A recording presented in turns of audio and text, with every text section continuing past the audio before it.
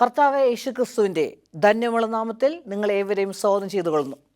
ഇന്നു മുതൽ നമ്മൾ ചിന്തിക്കാൻ പോകുന്ന വിഷയത്തിൻ്റെ കേന്ദ്ര ദൂത് എന്ന് പറയുന്നത് കർത്താവ് യേശുക്രിസ്തു പ്രവചനത്തിൻ്റെ കേന്ദ്രഭാഗം, Jesus the focus of prophecy.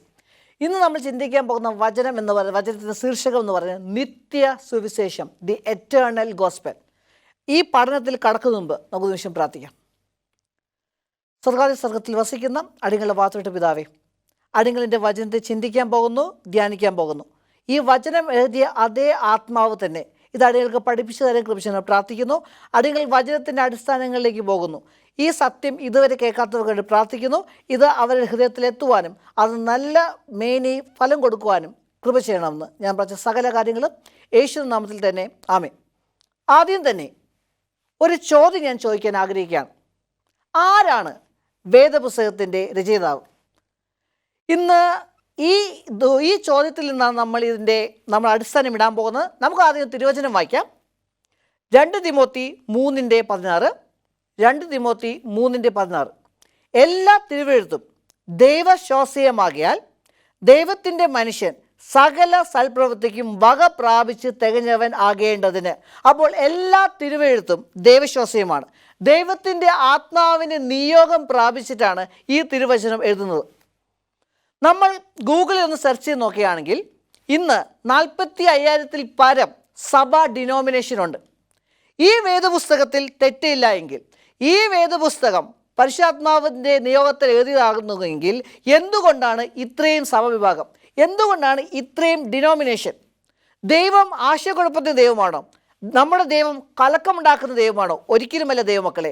കാരണം തിരുവചനം വ്യക്തമായിട്ട് പറയുന്നു, 1 കൊരിന്ത്യർ 14:33 പറയുന്നു, ദൈവം കലക്കത്തിൻ്റെ ദൈവമല്ല, സമാധാനത്തിൻ്റെ ദൈവമത്രേ. നമ്മുടെ ദൈവം ഒരിക്കലും കലക്കം ഉണ്ടാക്കിയില്ല. നമ്മുടെ ദൈവം സമാധാനമാണ് കൊണ്ടുവരുന്നത്. പക്ഷേ ഈ തിരുവചനത്തിൽ ഓരോ വാക്യത്തിൽ മേൽ വിഭിന്ന അഭിപ്രായം, വിഭിന്ന ഡിനോമിനേഷൻ, വിഭിന്ന വിശ്വാസം. എന്തുകൊണ്ട് ഇപ്രകാരം ഉണ്ടാകുന്നു? അതിൻ്റെ ഒരൊറ്റ കാരണം വ്യക്തിപരമായുള്ള നമ്മുടെ ചിന്തകൾ, പ്രൈവറ്റ് ഇൻ്റർപ്രിറ്റേഷൻ എന്ന് നമ്മൾ പറയണം. കാരണം തിരുവചനം ഇതിനെ പറയുന്നു സ്വയവ്യാഖ്യാനം. നമുക്ക് തിരുവചനം വായിക്കാം. ഇതിന് നമുക്ക് തെളിയിക്കാൻ വേണ്ടി 2 പത്രോസ് 1:20-21. 2 പത്രോസ് 1:20-21 ഇപ്രകാരം വായിക്കുന്നു, തിരുവെഴുത്തിലെ പ്രവചനം ഒന്നും സ്വയമയ വ്യാഖ്യാനത്തിൽ ഉളവാകുന്നതല്ല എന്ന് ആദ്യം തന്നെ അറിഞ്ഞുകൊള്ളണം. പ്രവചനം ഒരിക്കലും മനുഷ്യൻ്റെ ഇഷ്ടത്താൽ വന്നതല്ല, ദൈവകൽപ്പനയാൽ മനുഷ്യർ പരിശുദ്ധാത്മ നിയോഗം പ്രാപിച്ചിട്ട് സംസാരിച്ചതത്രേ. ഇവിടെ വ്യക്തമാക്കുന്നു, ഒരു പ്രവചനവും മനുഷ്യൻ്റെ സ്വന്തം വ്യാഖ്യാനത്താൽ വന്നതല്ല, അത് ദൈവത്തിൻ്റെ ആത്മാവ് നൽകിയതാണ്. അപ്പോൾ ഇന്ന് ഇത്രയും വിഭിന്നം ആയിട്ടുള്ള സഭ ഉണ്ടാകുന്നു, ഇത്രത്തോളം വിഭിന്നമായ വിശ്വാസം കൊണ്ടാകുന്നത്, ഇത്രത്തോളം വിഭിന്നമായ ഡോക്ടറിൻസ് ഉണ്ടാകുന്നത് കാരണം സ്വന്തം വ്യാഖ്യാനങ്ങളാണ്. ഇന്ന് നമ്മുടെ ഹൃദയത്തിൽ ഈ വേദപുസ്തകത്തിൻ്റെ അടിസ്ഥാനത്തിൽ എന്തെങ്കിലും സ്വന്തമായിട്ടുള്ള വ്യാഖ്യാനങ്ങളുണ്ടോ? നമുക്ക് പരിശോധിക്കാം. നമ്മൾ തിരുവചനത്തെ പഠിക്കുമ്പോൾ ദൈവത്തിൻ്റെ ആത്മാവിൻ്റെ സഹായത്തോടു കൂടെ എല്ലാം നമുക്കത് പഠിക്കാൻ സാധിക്കുകയില്ല. കാരണം തിരുവചനം വ്യക്തമാക്കുന്നു, 2 തിമോത്തി 2:15 സത്യവചനത്തെ യഥാർത്ഥമായി പ്രസംഗിച്ചുകൊണ്ട് ലജ്ജിപ്പാൻ സംഗതിയില്ലാത്ത വേലക്കാരനായി ദൈവത്തിന് കൊള്ളാകുന്നവനായി നിൽപ്പാൻ ശ്രമിക്കുക. യഥാർത്ഥമായി പ്രസംഗിച്ചുകൊണ്ട്, rightly dividing the word of God. ദൈവത്തിൻ്റെ വചനം ശരിയായ വിധത്തിൽ നമ്മൾ അതിനെ വ്യാഖ്യാനിക്കണം. ഇപ്രകാരമുള്ള വ്യാഖ്യാനം ഇല്ലാത്തത് കൊണ്ട് പല തെറ്റായ ഉപദേശങ്ങൾ ഇന്ന് ക്രിസ്ത്യാനി സഭകളുടെ ഇടയിലുണ്ട്. അപ്രകാരമൊരു വിശ്വാസമാണ് സീക്രട്ട് റാപ്ചർ അല്ലെങ്കിൽ ഉൾപ്രാവണം. വേദപുസ്തകം നമ്മൾ പഠിക്കേണ്ടതാണ്, നമ്മൾ ചുമ്മാ ഉപരിതലത്തിൽ വായിക്കേണ്ടതല്ല. അത് ദൈവത്തിൻ്റെ ആത്മാവിന് നിയോഗം കൊണ്ടാണ് വന്നതെങ്കിൽ അതേ ആത്മാവിന് സഹായമില്ലാതെ നമുക്കത് പഠിക്കാൻ സാധിക്കില്ല. നമുക്കൊന്ന് ചിന്തിച്ച് നോക്കാം അല്പമായിട്ട്. ഇതല്ല എൻ്റെ വിഷയം, എന്നാലും ഉൾപ്രാവണം, സീക്രട്ട് റാപ്ചർ, അത് വന്നിരിക്കുന്ന വാക്ക് റാപ്ചർ, എടുക്കപ്പെടുക, കോട്ട് അപ്പ്. കർത്താവ് യേശുക്രിസ്തു രണ്ടാമത് വരുന്ന സമയത്ത് അപ്രകാരമാണോ സംഭവിക്കുന്നത്? നമുക്ക് വായിക്കാം. 1 തെസ്സലോനിക്ക ലേഖനം 4:16-17. 1 തെസ്സലോനിക്ക ലേഖനം 4:16-17. പിന്നെ ജീവനോട് ശേഷിക്കുന്ന നാം അവരോട് ഒരുമിച്ച് ആകാശത്തിൽ കർത്താവിനെ എതിരേൽപ്പാൻ മേഘങ്ങൾ എടുക്കപ്പെടും. ആമേൻ. നമ്മൾ എടുക്കപ്പെടും. We will be caught up. കർത്താവ് യേശുക്രിസ്തു രണ്ടാമത് വരുമ്പോൾ നമ്മൾ എടുക്കപ്പെടും. പക്ഷേ ബാക്കി പറയുന്ന ഒരു കാര്യം സത്യമല്ല. എന്താണ് ബാക്കി പറയുന്നത്? അത് രഹസ്യമാണ്. അവൻ കള്ളനെ പോലെ വരും. അവൻ വരുമ്പോൾ നമ്മൾ ആരും അറിയത്തില്ല എന്നാണ് ഈ ഉപദേശം പഠിപ്പിക്കുന്നത്. അപ്രകാരം തന്നെയാണോ? നമുക്ക് തിരുവചനത്തിൽ തന്നെ പോകാം. നമ്മൾ ഒരു വചനത്തിൽ മാത്രം അടിസ്ഥാനപ്പെടുത്തി നമ്മൾ ചിന്തിക്കാൻ പാടില്ല. മത്തായി 24:37 മുതൽ 42 ഈ ഉൾപ്രാവണത്തിൻ്റെ ഈ ഡോക്ടറിനെ അടിസ്ഥാനപ്പെടുത്തിക്കൊണ്ട് ജനങ്ങളെ പഠിപ്പിക്കുന്നത്. പക്ഷേ അതിനെ സപ്പോർട്ട് ചെയ്യുന്ന അല്ലെങ്കിൽ അപ്രകാരമുള്ള ഉപദേശം തന്നെയാണ് സത്യമെന്ന് സപ്പോർട്ട് ചെയ്യുന്ന ബാക്കി തിരുവചനങ്ങളുണ്ടോ നമുക്ക് പരിശോധിക്കാം. നമുക്ക് ആദ്യം ഒരു വാക്യം വായിക്കാം. 1 തെസ്സലോനിക്കരുടെ ലേഖനം 5:1-4. കള്ളൻ രാത്രിയിൽ വരും പോലെ കർത്താവ് നാൾ വരുന്നു. കള്ളൻ വരും പോലെയാണ്, പക്ഷേ കർത്താവല്ല കള്ളനെ പോലെ വരുന്നത്. കർത്താവിൻ്റെ നാളാണ് കള്ളനെ പോലെ വരുന്നത്. നമുക്ക് വേറെ വാക്യം വായിക്കാം. മത്തായി 24:36 അതിനെ ശരിവയ്ക്കുന്നു. ആ നാളും നാഴികയും സംബന്ധിച്ചോ സ്വർഗത്തിലുള്ള ദൂതന്മാർക്കോ പുത്രനും കൂടെ അറിയില്ല എന്നാണ് തിരുവചനം നമുക്ക് വായിക്കാൻ സാധിക്കുന്നത്. അപ്രകാരമാണെങ്കിൽ ആ വരവിൻ്റെ ദിവസം എന്താണ്? അത് രഹസ്യം തന്നെയാണ്. പക്ഷേ അവൻ വരുന്ന വിധം രഹസ്യമാണോ? അല്ല എന്നാണ് തിരുവചനം നമ്മൾ പഠിപ്പിക്കുന്നത്. വെളിപ്പാട് പ്രവചനം 1:7 പറയുന്നു, ഇതാ അവൻ മേഘാരൂഢനായി വരുന്നു, ഏത് കണ്ണും കാണും. അതെ, നമ്മുടെ രക്ഷിതാവ് വരാൻ പോകുന്നത് മേഘാരൂഢനാണ്. സകല കണ്ണുകളും അവനെ കാണും. വീണ്ടും വാക്യങ്ങൾ മത്തായി 24:27 മിന്നൽ കിഴക്ക് നിന്ന് പുറപ്പെട്ട് പടിഞ്ഞാറോളം വിളങ്ങുന്നത് വരെ, അതേപോലെ മനുഷ്യപുത്രൻ്റെ വരവാകും. നമുക്കറിയാം മിന്നൽ വരുമ്പോൾ നമ്മളെല്ലാവരും കാണും. അത് അത്രത്തോളം തിളക്കമേറിയതാണ്. രാത്രി സംഭവിക്കുകയാണെങ്കിൽ അത് ആകാശത്തെ മുഴുവനും വെളിച്ചത്തിലാകും. അത് സകല പേരും കാണുന്നത് പോലെ കർത്താവ് യേശുക്രിസ്തുവിന്റെ രണ്ടാം വരവ് കാണാൻ സാധിക്കുമെന്നാണ്. സങ്കീർത്തനം 50:3 പറയുന്നു, നമ്മുടെ ദൈവം വരുന്നു, മൗനമായി ഇരിക്കുകയില്ല. അപ്പോൾ ഇങ്ങനെയാണ് നമ്മൾ വേദപുസ്തകം പഠിക്കേണ്ടത്. നമ്മളുടെ ഒരു വ്യാഖ്യാനവും നമ്മളുടെ ഒരു വിശ്വാസവും ഒരു വാക്യത്തിൽ അടിസ്ഥാനപ്പെടുത്തിയല്ല. ഞാനൊരു വചനം പഠിക്കുന്ന ഇപ്രകാരമാണ്. ഏതെങ്കിലും സംഭവം ഞാൻ പഠിക്കുന്ന സമയത്ത് ആദ്യം അത് വേദപുസ്തകത്തിൽ എവിടെ പറഞ്ഞിരിക്കുന്നു നോക്കും. എന്നിട്ട് ഒരു വചനത്തിന്മേൽ മറ്റു വചനം അടിസ്ഥാനപ്പെടുത്തിക്കൊണ്ടാണ്. അതുകൊണ്ട് എന്നെ കേൾക്കുന്ന ദൈവമക്കൾ, നിങ്ങൾ ഏത് സഭയിലുള്ളവരായാലും ഞാൻ പറയുന്നതിൽ കഴിവുണ്ടോ നിങ്ങൾ ചിന്തിച്ചു നോക്കാം. നിങ്ങൾ വിശ്വസിക്കുന്ന വിശ്വാസം തിരുവചനത്തിൻ്റെ അടിസ്ഥാനത്തിൽ ശരിയാണോ? നിങ്ങളുടെ വിശ്വാസം ഒന്നിൽ കൂടുതൽ ദൈവവചനങ്ങൾ നിങ്ങൾക്ക് അതിനെ ശരിവയ്ക്കാൻ സാധിക്കുമോ? ഇന്ന് നമ്മുടെ വിഷയത്തിലേക്ക് കടക്കുന്ന മുൻപായി 5 പ്രധാനപ്പെട്ട കാര്യങ്ങൾ നമ്മൾ ചിന്തിക്കാം. വേദപുസ്തകം എങ്ങനെ പഠിക്കണം, അതേ അടിസ്ഥാനങ്ങൾ ഉപയോഗിച്ചുകൊണ്ട് തന്നെ ഇന്നത്തെ വിഷയത്തേക്ക് നമുക്ക് കടക്കാം. 5 പ്രധാനപ്പെട്ട കാര്യം. 1, നമുക്ക് ശരിയായ പുസ്തകം വേണം. എന്താണ് ശരിയായ പുസ്തകം? ദൈവത്തിൻ്റെ തിരുവചനം. യെശയ്യാവിൻ്റെ പ്രവചനം 8:20 പറയുന്നു, ഉപദേശത്തിനും സാക്ഷ്യത്തിനും വരുവിൻ, അവർ ഈ വാക്ക് പറയുന്നില്ല എങ്കിൽ അവന് സത്യമില്ല. എന്തിനാണ്? ഉപദേശത്തിനും സാക്ഷ്യത്തിനും. The law and testimony. നമുക്ക് വേദപുസ്തകത്തെ 2 വിഭജിക്കാമെന്ന് പറയുമ്പോൾ നിങ്ങൾ എല്ലാവരുടെ മനസ്സിൽ ആദ്യം വരുന്നത് പഴയ നിയമം പുതിയ നിയമം എന്നാണ്. പക്ഷെ അങ്ങനെയല്ല ദൈവമക്കളെ. ദൈവം തന്നെ ഈ വചനത്തെ വിഭജിക്കുന്നത്, തിരുവചനത്തെ അവൻ വിഭജിക്കുന്നത് ദി ലോയും ടെസ്റ്റിമണിയുമാണ്. ഉപദേശവും അല്ലെങ്കിൽ നിയമവും സാക്ഷ്യവും. വേദപുസ്തകത്തിലെ ആദ്യത്തെ 5 പുസ്തകങ്ങൾ നിയമമാണ്. ബാക്കിയുള്ള സകല പുസ്തകങ്ങൾ വെളിപ്പാട് വരെ അത് സാക്ഷ്യമാണ്. എങ്ങനെ ജീവിക്കണം, എപ്രകാരം ജീവിക്കണം, എങ്ങനെ പെരുമാറണം എന്ന് പഠിപ്പിച്ചു തന്ന നിയമമാണ് ആദ്യത്തെ 5 പുസ്തകങ്ങൾ. പിന്നെ അതിനെ വിവരിക്കുന്ന, നമുക്ക് എളുപ്പത്തിലാക്കി തരുന്ന, ദൈവത്തിന്റെ സ്നേഹത്തെ വെളിപ്പെടുത്തി തരുന്നതാണ് ബാക്കിയുള്ള എല്ലാ വേദപുസ്തകങ്ങളും. അങ്ങനെ അപ്പോൾ തിരുവചനമാകണം നമ്മുടെ പുസ്തകം. അതിനെ അടിസ്ഥാനപ്പെടുത്തിയാണ്. വചനത്തിൽ ഉണ്ടെങ്കിലുണ്ട്, ഇല്ലെങ്കിൽ നമുക്കത് വേണ്ട. രണ്ടാമത്തെ കാര്യം, നമുക്ക് ഏറ്റവും നല്ല അധ്യാപകനെ വേണം. ആരാണ് നമ്മുടെ അധ്യാപകൻ? യോഹന്നാൻ എഴുതിയ സുവിശേഷം 16:13-14 ഇപ്രകാരം പറയുന്നു, സകല സത്യത്തിലും വഴി നടത്തും, വരുവാനുള്ളത് നിങ്ങൾക്ക് അറിയിച്ചു തരികയും ചെയ്യും. ആരാണ് നമ്മളെ സകല സത്യത്തെയും വഴി നടത്തുന്നത്? ദൈവത്തിൻ്റെ ആത്മാവ്, പരിശുദ്ധ ആത്മാവ്. അവൻ നമ്മളെ സകല സത്യത്തിലും വഴി നടത്തും. അവൻ നമ്മൾ സകല കാര്യങ്ങൾ നമുക്ക് എന്ത് ചെയ്യും? പഠിപ്പിച്ചു തരും. ഒരു മനോഹര പുസ്തകമുണ്ട് കേട്ടോ, ക്രിസ്ത്യൻ എഡ്യൂക്കേഷൻ. അത് ഇംഗ്ലീഷ് പുസ്തകമാണ്. അതിൽ പറഞ്ഞ ഒരു കാര്യം ഞാൻ മലയാളത്തിൽ വിവർത്തനം ചെയ്യാൻ ആഗ്രഹിക്കുന്നു. പരിശുദ്ധാത്മാവ് നമ്മുടെ രക്ഷകനെ ഉയർത്തും. അവൻ്റെ സ്വഭാവം എന്താകുന്നു എന്ന് നമുക്ക് വെളിപ്പെടുത്തി തരും. അവൻ്റെ നീതിയെ നമുക്ക് വെളിപ്പെടുത്തി തരും. അവൻ നമുക്ക് നൽകാൻ പോകുന്ന വലിയ രക്ഷ നമുക്ക് കാണിച്ചു തരും. അവൻ സ്വതവേ ഒന്നും പറയുന്നില്ല. അവൻ ക്രിസ്തുവിൽ നിന്ന് ലഭിച്ചത് മാത്രമേ അവൻ പറയുന്നുള്ളൂ. ദൈവത്തിൻ്റെ ആത്മാവിന് മാത്രമാണ് ദൈവത്തിൻ്റെ വചനത്തെ യഥാർത്ഥത്തിൽ നമുക്ക് പഠിപ്പിച്ചു തരാൻ സാധിക്കുന്നത്. നമ്മളെ ദൈവത്തിൻ്റെ സ്നേഹം ഒന്ന് നോക്കണം. പുസ്തകത്തിൽ പറയാണ്, കാരണം അവൻ്റെ ഏകജാതനായ പുത്രനെ നമുക്ക് രക്ഷിക്കാൻ നൽകി, അതേപോലെ അവൻ്റെ ഏക ആത്മാവിനെ നമ്മളെ പഠിപ്പിക്കാൻ നൽകി. ദൈവത്തിൻ്റെ സ്നേഹം എത്ര വർണ്ണനീയമാണ്. അപ്പോൾ ഇവിടെ പറയുന്നു, ദൈവത്തിൻ്റെ ആത്മാവിന് മാത്രമാണ് നമുക്ക് ദൈവത്തിൻ്റെ വചനത്തെ പഠിപ്പിച്ചു തരാൻ സാധിക്കുന്നത്. ഇനി മൂന്നാമത്തെ കാര്യം, നമ്മൾ ഒന്നാമത്തെ കാര്യം പഠിച്ചു, നമുക്ക് യഥാർത്ഥ ടെക്സ്റ്റ് ബുക്ക് വേണം, അല്ലെങ്കിൽ പുസ്തകം വേണം. രണ്ട്, നമുക്ക് ഏറ്റവും നല്ല അധ്യാപകൻ വേണം. ശരിയായ പുസ്തകം വേദപുസ്തകമാണ്, ശരിയായ അധ്യാപകൻ പരിശുദ്ധാത്മാവാണ്. ഇനി മൂന്നാമത്തെ കാര്യം, നമ്മൾ പരിശുദ്ധാത്മാവിൻ്റെ അതേ മാതൃകയിൽ പഠിക്കണം. എന്താണ് പരിശുദ്ധാത്മാവിൻ്റെ മാതൃക? യെശയ്യാ പ്രവചനം 28-9-11. യെശയ്യാവ് 28:9-11.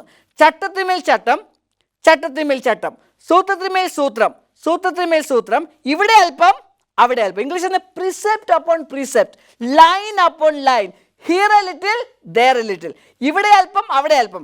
തിരുവചനത്തിൻ്റെ ഏത് കോണിൽ നിന്നും നമ്മൾ എന്താണ് വിശ്വസിക്കുന്നത് അതിൻ്റെ അടിസ്ഥാനം നമുക്ക് കണ്ടെത്താൻ സാധിക്കണം. നാലാമത്തെ കാര്യം, ഒട്ടും പ്രാധാന്യം കുറയാത്ത ഏറ്റവും വലിയ കാര്യം, നമ്മൾ ഏത് മനസ്ഥിതിയോടെയാണ് തിരുവചനത്തെ പഠിക്കാൻ നമ്മൾ സമീപിക്കുന്നത്. നമുക്കറിയാം, ഒരു നിറഞ്ഞ പാത്രത്തിൽ നമുക്ക് പിന്നെ വെള്ളം ഒഴിക്കാൻ സാധിക്കുമോ? ഇല്ല. ആദ്യം ആ പാത്രം എന്ത് ചെയ്യണം? ഒഴിയണം. അതേപോലെ തന്നെ നമ്മൾ പഠിക്കാൻ വരുന്ന മനസ്സ്, അത് ഏത് കാര്യം പഠിക്കാനായാലും, ഏത് കാര്യം ഈ ഭൂമിയിൽ പഠിക്കണമെങ്കിലും നമ്മൾ ഒന്നും അറിയില്ല എന്നുള്ള അവസ്ഥയിലെത്തണം. നമുക്ക് എന്തെങ്കിലും അറിയാമെന്ന് നമ്മൾ ചിന്തിക്കുകയാണെങ്കിൽ നമ്മൾ ഒരു കാര്യവും മനസ്സിലാക്കുകയില്ല. കാരണം 1 കൊരിന്ത്യർ 8:2 അവിടെ ഇപ്രകാരം പറയുന്നു, താൻ വല്ലതും അറിയുന്നു എന്ന് ഒരുത്തിന് തോന്നുന്നുവെങ്കിൽ അറിയേണ്ടതുപോലെ അവൻ ഇന്നുവരെ ഒന്നും അറിഞ്ഞിട്ടില്ല. ദൈവത്തിന് തിരുവചനം തന്നെ പറഞ്ഞു കേട്ടോ. ആർക്കെങ്കിലും എന്തെങ്കിലും അറിയാമെന്ന് ചിന്തിച്ചുകൊണ്ട് പോവുകയാണെങ്കിൽ അവൻ അറിയാൻ വേണ്ടതുപോലെ അറിയത്തില്ല. അതുകൊണ്ട് ഇന്ന് നമുക്ക് ഈ വിഷയങ്ങളെ നമുക്ക് സമീപിക്കുമ്പോൾ നമുക്കൊന്നും അറിയത്തില്ല എന്ന് മനസ്ഥിതിയോടെ നമുക്ക് സമീപിക്കാം. അഞ്ചാമത്തെ കാര്യം, ദൈവത്തിൻ്റെ ആത്മാവ് നമുക്ക് വേണം. കാരണം 1 കൊരിന്ത്യർ 2:14, എന്നാൽ പ്രാകൃത മനുഷ്യൻ ദൈവാത്മാവിൻ്റെ ഉപദേശം കൈക്കൊള്ളുന്നില്ല, അത് അവന് ഭോഷിത്തമാകുന്നു, ആത്മീകമായി വിവേചിക്കേണ്ടതാകിയാൽ അത് അവന് ഗ്രഹിപ്പാൻ കഴിയുന്നുമല്ല. ദൈവത്തിൻ്റെ വചനം ആത്മീയമാണ്. ആത്മീയ കാര്യങ്ങൾ നമ്മുടെ ബോഷ്കുള്ള ഹൃദയത്തിൽ മനസ്സിലാക്കാൻ സാധിക്കില്ല. അതിന് ദൈവത്തിൻ്റെ ആത്മാവ് തന്നെ വേണം. സത്യം, വേദപുസ്തക സത്യം മനസ്സിലാക്കണമെങ്കിൽ നമുക്ക് വലിയ ഡിഗ്രി, വലിയ ബിരുദങ്ങൾ വേണ്ട, വലിയ ബുദ്ധി വേണ്ട. കർത്താവ് യേശുക്രിസ്തുവിൻ്റെ 12 ശിഷ്യന്മാരിൽ പലരും വിദ്യാഭ്യാസമില്ലാത്തവരായിരുന്നു. അവർക്ക് വലിയ സത്യങ്ങളെ പഠിപ്പിക്കാൻ സാധിച്ചു. അതുകൊണ്ട് വിദ്യാഭ്യാസമല്ല ഇതിന് മാനദണ്ഡം, പക്ഷേ നമ്മുടെ ഉദ്ദേശമാണ്, നീതിക്ക് വേണ്ടിയുള്ള ദാഹമാണ്. വേദപുസ്തകം ഒരിക്കലും പ്രാർത്ഥനയില്ലാതെ നമ്മൾ പഠിക്കാൻ പാടില്ല. കാരണം പരിശുദ്ധാത്മാവിന് മാത്രമേ ഇത് നമുക്ക് പഠിപ്പിച്ചു തരാൻ സാധിക്കുകയുള്ളൂ. ഏറ്റവും പ്രയാസമുള്ള വചനം നമ്മൾ ചിന്തിക്കുന്നത്, ദൈവത്തിൻ്റെ ആത്മാവ് നമ്മളെ വഴി നടത്തുമ്പോൾ അത് നമുക്ക് മനസ്സിലാകും. ഇത് വൻ പോരാട്ടം എന്ന പുസ്തകത്തിൽ പറഞ്ഞിട്ടുള്ള കാര്യമാണ്. ഇനി നമ്മുടെ വിഷയത്തിലേക്ക് വരാം. ആ സുവിശേഷം മത്തായി 24-ാം അധ്യായത്തിൽ നമുക്ക് കാണാൻ സാധിക്കുന്ന കർത്താവ് യേശുക്രിസ്തുവിൻ്റെ 2ാം വരവിൻ്റെ അടയാളങ്ങളാണ്. എന്തൊക്കെയാണ് അടയാളം? നമുക്ക് ഏവർക്കും അറിയാവുന്ന അടയാളങ്ങളാണ്. ഭൂമി ഉൽക്കം, അതേപോലെ എന്താണ് ചുഴലിക്കാറ്റ്, പ്രകൃതി ദുരന്തങ്ങൾ, അതേപോലെ യുദ്ധത്തിൻ്റെ ശ്രുതി, രാജ്യം രാജ്യത്തോട് നിൽക്കും, ജാതി ജാതിയോട് നിൽക്കും, അതേപോലെ എന്താണ് മഹാമാരി, അങ്ങനെ കാലാവസ്ഥ വ്യതിയാനം, അതേപോലെ കള്ളക്രിസ്തു, വഞ്ചന, പലരുടെയും സ്നേഹം തണുത്തു പോകും. ഇങ്ങനെ നമുക്ക് പല കാര്യങ്ങളും കാണാൻ സാധിക്കും. പക്ഷേ ഇന്ന് ഇതുവരെ നിങ്ങളിങ്ങനെ കേട്ടിട്ടുണ്ടാവത്തില്ല, മത്തായി 24 അടയാളങ്ങൾ നമുക്ക് 3 തരം അടയാളങ്ങളായിട്ട് നമുക്കതിനെ ഡിവൈഡ് ചെയ്യാൻ പറ്റും, വിഭജിക്കാൻ പറ്റും. ഒന്നാമത്തത് ദി അലാറം സൈൻസ്, നമ്മളെ ഉറക്കത്തിൽ നിന്നും വിളിച്ച് ഉണർത്തുന്ന അടയാളം. രണ്ടാമത്തത് ദി കോസേറ്റീവ് സൈൻ, ക്രിസ്തുവിൻ്റെ 2ാം വരവ് നടപ്പിൽ വരുത്തുന്ന അടയാളം. മൂന്നാമത്തത് ദ റിസൾട്ടിങ് സയൻസ്, നമ്മൾ ഇതെല്ലാം ഒരു കാര്യം ചെയ്യുമ്പോൾ അതിന് അനന്തരഫലമായിട്ട് നടക്കുന്ന അടയാളങ്ങൾ. അപ്പോൾ മത്തായി 24 ഇപ്രകാരമുണ്ട്.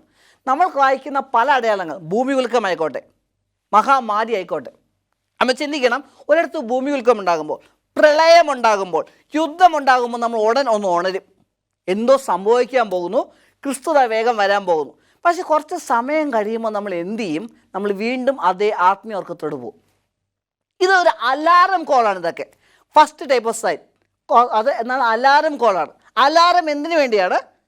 ഉറക്കത്തിൽ നിന്നും ഉണർത്താൻ. പക്ഷേ നമ്മൾ അലാറം കേട്ടിട്ട് ഉറക്കത്തിൽ നിന്നും ഉണർന്നിട്ട് എന്താണ് ചെയ്യേണ്ടത് നമുക്കറിയത്തില്ല എങ്കിൽ നമ്മൾ വീണ്ടും ഉറക്കത്തിലേക്ക് പോകും. അതുകൊണ്ട് തന്നെ ഇത് അപ്രകാരമുള്ള അടയാളങ്ങളാണ് നമ്മളെ ഉറക്കത്തിൽ നിന്നും ഉണർത്താൻ. പക്ഷേ ക്രിസ്തുവിൻ്റെ 2ാം വരവ് സാധ്യമാക്കുന്നൊരു അടയാളമുണ്ട്.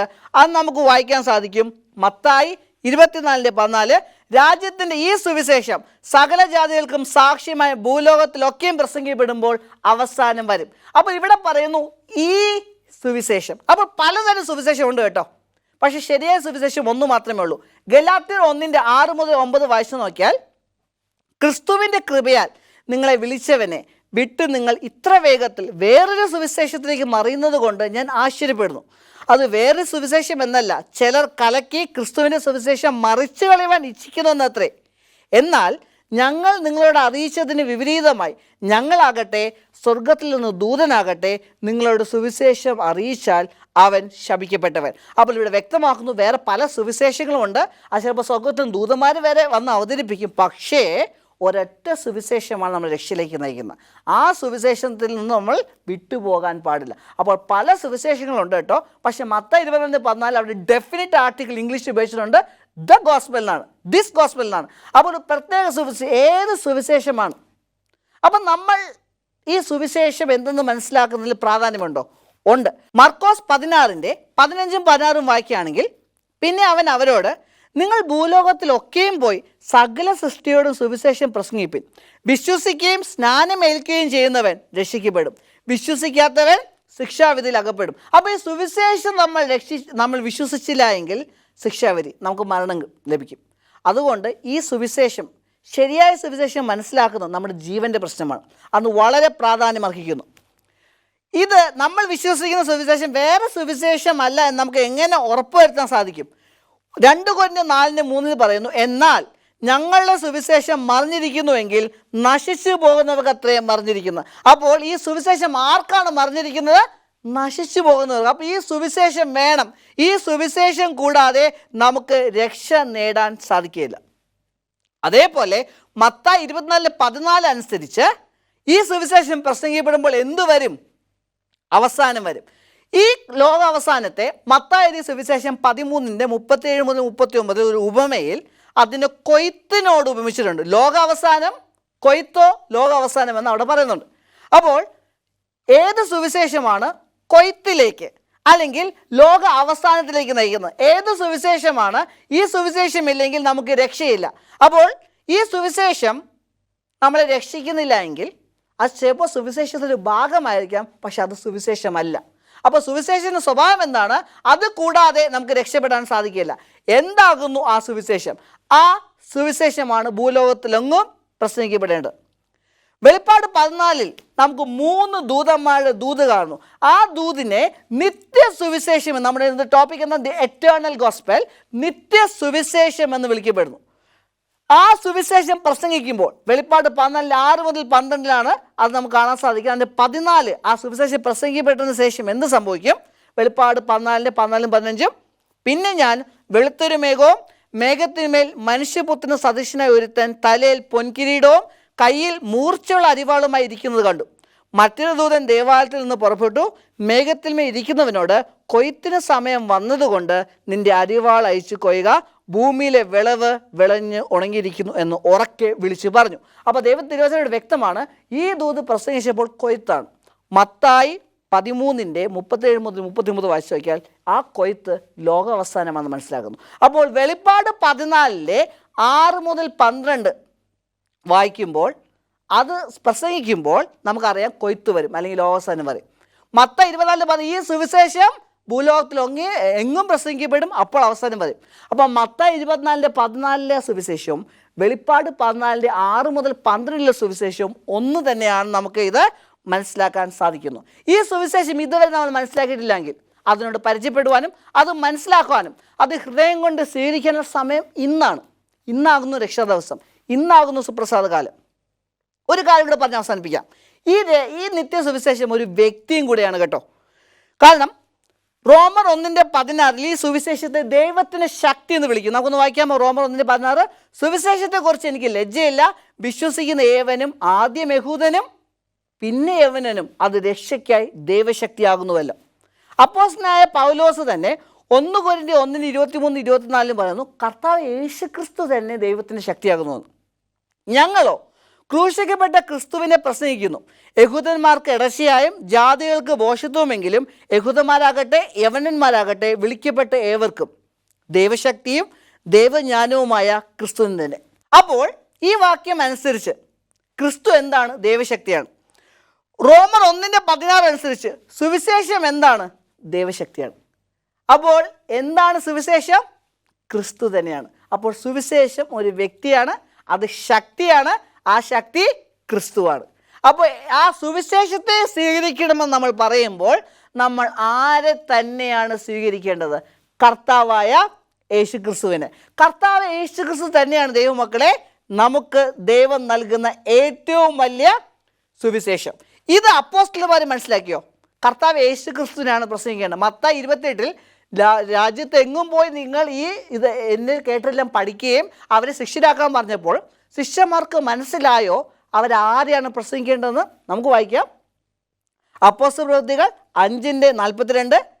പിന്നെ അവർ ദിനംപ്രതി ദേവാലയത്തിലും വീട് തോറും വിടാതെ ഉപദേശിക്കുകയും യേശുവിനെ ക്രിസ്തു എന്ന് സുവിശേഷിക്കുകയും ചെയ്തുകൊണ്ടു. അപ്പോസ്തലന്മാർക്ക് മനസ്സിലായി കേട്ടോ, സുവിശേഷം എന്നത് ക്രിസ്തുവാണ്. ഇന്ന് ക്രിസ്ത്യാനികൾക്കാണ് മനസ്സിലാകാത്തത് എന്താണ് ഈ സുവിശേഷം. ഈ സുവിശേഷം പ്രസംഗിക്കപ്പെടുമ്പോൾ അവസാനം വരും. ഏതാണ് സുവിശേഷം? ക്രിസ്തു. മത്തായി 24:14 പറയുന്നു, ഈ സുവിശേഷം സാക്ഷ്യമായി പ്രസംഗിക്കപ്പെടുമ്പോൾ. അതുകൊണ്ട് തന്നെ ഈ സുവിശേഷം ഈ ഭൂലോകത്തോട് പ്രസംഗിക്കുന്നവർ ക്രിസ്തുവിനെ പ്രതിനിധീകരിക്കണം. റോമർ 1:15-17 വായിച്ചാൽ സുവിശേഷത്തെക്കുറിച്ച് എനിക്ക് ലജ്ജയില്ല, വിശ്വസിക്കുന്ന ഏവനും, ആദ്യം യഹൂദനും പിന്നെ യവനനും, അത് രക്ഷയ്ക്കായി ദൈവശക്തി ആകുന്നുവല്ലോ. ദൈവം ഈ സുവിശേഷം പ്രസംഗിക്കുന്നവർക്ക് ദൈവവുമായിട്ട് ഒരു വ്യക്തിപരവും ഈടാർന്ന ഒരു ഭർത്താവ് ഭാര്യ എപ്രകാരം അടുത്തറിയോ അതേപോലെ ദൈവവുമായിട്ട് ഒരു അടുത്തറിയുന്നൊരു ബന്ധം ദൈവം ആഗ്രഹിക്കുന്നു. സുവിശേഷം എന്നത് നിത്യസുവിശേഷം ഭൂലോകത്തിൽ എങ്ങേയും പ്രസംഗിക്കപ്പെടുമ്പോൾ അവസാനം വരും. ആ നിത്യസുവിശേഷം ആരാണ്? ക്രിസ്തുവാണ്. ആ നിത്യസുവിശേഷം നമുക്ക് എവിടെ കാണാൻ സാധിക്കും? വെളിപ്പാട് 14:6-12. മത്തായി 24 പറയുന്നു ആ സുവിശേഷം അവസാനം കൊണ്ടുവരുമെന്ന്. വെളിപ്പാട് 14:14 അവിടെ കൊയ്ത്ത് കാണുന്നു, ഈ സുവിശേഷം പ്രസംഗിക്കപ്പെട്ടതിൻ്റെ ഫലമായിട്ട്. ആ കൊയ്ത്ത് എന്തെന്ന് മത്തായി സുവിശേഷം 13-ാം അധ്യായത്തിലെ ആ ഉപമയെ കൊണ്ട് പറഞ്ഞു, കൊയ്ത്ത് ലോകാവസാനം. അപ്പം ഞാൻ വീണ്ടും ആവർത്തിക്കുന്നു, ഇവിടെ അല്പം അവിടെ അല്പം. നമ്മൾ വേദപുസ്തകം പഠിക്കാൻ ഉപയോഗിച്ച അതേ മാതൃക, നമ്മൾ ആദ്യം പറഞ്ഞ അതേ മാതൃക. ഇവിടെ അല്പം അവിടെ അല്പം. ദൈവത്തിന് ആത്മാവ് തന്നെ ദൈവത്തിൻ്റെ വചനത്തെ വിവേചിക്കാൻ നമ്മൾ വിട്ടുകൊടുക്കുന്നു. അപ്പോൾ ആ സുവിശേഷം വെളിപ്പാട് 14 കാണാൻ. ആ വെളിപ്പാട് 14:6-12 നമുക്ക് കാണാൻ സാധിക്കുന്നത് നമ്മുടെ രക്ഷിതാവായ കർത്താവായ യേശുക്രിസ്തുവിനെയാണ്. ഇന്ന് നമ്മൾ പ്രസംഗിക്കേണ്ടത് ആ യേശുവിനെയാണ്. നമ്മൾ വേറെ പല കാര്യങ്ങളും പ്രസംഗിക്കുന്നുണ്ട്. പക്ഷേ മോശയെടുത്ത് എന്താണ്? പിച്ചള സർപ്പത്തെ ഉയർത്താൻ പറഞ്ഞു. ആരാണ് ആ പിച്ചള സർപ്പം? കർത്താവായ യേശുക്രിസ്തു. കർത്താവായ യേശുക്രിസ്തു ഉയർത്തപ്പെടുമ്പോൾ, അവൻ്റെ സ്നേഹം ഉയർത്തപ്പെടുമ്പോൾ, അവൻ്റെ ക്രൂശ് ഉയർത്തപ്പെടുമ്പോൾ ലോകം മുഴുവനും അവനിലേക്ക് തിരിയും. ആ ക്രിസ്തുവിനെ അവർക്ക് എവിടെ കാണാൻ സാധിക്കണം? എന്നിലും നിങ്ങളിലും. ചിലപ്പോൾ ചില വ്യക്തികൾ ഒരു നേരം പോലും വേദപുസ്തകം വായിച്ചിട്ടുണ്ടാകത്തില്ല. ചിലപ്പോൾ ചില വ്യക്തികൾ ക്രിസ്തുവിനെ കുറിച്ച് കേട്ടിട്ട് പോലും ഉണ്ടാകത്തില്ല. അവർക്ക് കാണാൻ പറ്റുന്ന ബൈബിൾ നിങ്ങളാണ്, അവർക്ക് വായിക്കാൻ പറ്റുന്ന ബൈബിൾ നിങ്ങളാണ്, അവർക്ക് കാണാൻ പറ്റുന്ന യേശു നിങ്ങളാണ്. നിങ്ങൾ ക്രിസ്ത്യാനി ആകുന്നുവെന്ന് നിങ്ങളുടെ പേര് കേട്ടാണോ ലോകം തിരിച്ചറിയേണ്ടത്? അത് നിങ്ങളുടെ സ്വഭാവം കേട്ടാണോ? ആരെങ്കിലും നിങ്ങളുടെ സ്വഭാവം കണ്ടിട്ട് നിങ്ങൾ ക്രിസ്ത്യാനിയാണോ എന്ന് ആരോട് നിങ്ങൾ ചോദിച്ചിട്ടുണ്ടോ? അല്ലെങ്കിൽ ആരെങ്കിലും നിങ്ങളുടെ പഴയകാല ജീവിതമല്ല ഇന്ന് നിങ്ങൾ പരിപൂർണമായിട്ട് മാറി എന്ന് ആരും നിങ്ങൾ പറഞ്ഞിട്ടുണ്ടോ? ഇല്ലെങ്കിൽ അപ്രകാല അനുഭവം ഉണ്ടാക്കുന്ന ദിവസം ഇന്നാണ്. ഇന്ന് നമുക്ക് ക്രിസ്തുവിനെ രക്ഷിതാവായി സ്വീകരിക്കാം. അവൻ നിങ്ങളെ അത്രത്തോളം സ്നേഹിക്കുന്നു. ഇന്നെന്ന് പറഞ്ഞിട്ട് വൈകിട്ടില്ല, നാളെയാണ് വൈകുന്നത്, ഇന്ന് വൈകിട്ടില്ല. ഇന്ന് അവൻ്റെ അടുക്കലേക്ക് വരാം. അവൻ നിങ്ങളെ രണ്ടും കൈയും കൊടുത്ത് നിങ്ങളെ സ്വീകരിക്കും. അവൻ നിങ്ങളെ വാരിപ്പുണരും. കാരണം അവൻ ആ മുടിനെ പുത്രനെ നോക്കിയിരിക്കുന്ന പിതാവിനെ പോലെ നമ്മൾ ഓരോ വ്യക്തിക്കും വേണ്ടി നോക്കിയിരിക്കുകയാണ്. ആ നിത്യസുവിശേഷം ക്രിസ്തുവാണ്. അതാണ് വെളിപ്പാട് 14 നമുക്ക് വായിക്കാൻ സാധിക്കും. നമുക്ക് പ്രാർത്ഥിക്കാം. സ്വർഗ്ഗാസനത്തിൽ വസിക്കുന്ന അടികളുടെ വാർത്തയുടെ പിതാവേ, തന്നിരിക്കുന്ന ഈ അവസ്ഥ ദൈവത്തെ സ്തുതിക്കുന്നു. ആ നിത്യസുവിശേഷം അത് ക്രിസ്തുവാണ്. ആ ക്രിസ്തുവിൻ്റെ വെളിപ്പാട് 14 നമുക്ക് കാണാൻ സാധിക്കുന്നു. പിതാവ്, ഇത് മനസ്സിലാക്കാനും ഇത് പഠിക്കുവാനും ഹൃദയം കൊണ്ട് സ്വീകരിക്കാനും നമ്മളെ സഹായിക്കണം പ്രാർത്ഥിക്കുന്നു. പിതാവ്, ഇനി വരാൻ പോകുന്ന ആഴ്ചകളിൽ അത് കൂടുതൽ മനസ്സിലാക്കാൻ അടിയങ്ങളെ സഹായിക്കണമെന്ന് ഞാൻ പറഞ്ഞ സകല കാര്യങ്ങളും യേശു നാമത്തിൽ തന്നെ ആമേൻ.